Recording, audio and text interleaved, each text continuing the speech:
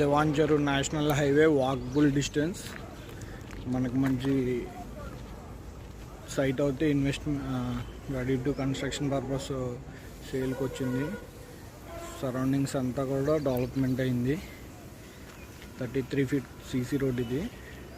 Site to south east corner. Measurements వచ్చి 45x60. Excellent site అన్నమాట.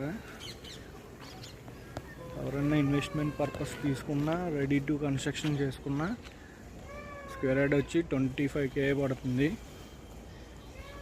Very walkable distance. Devanjaru best development area.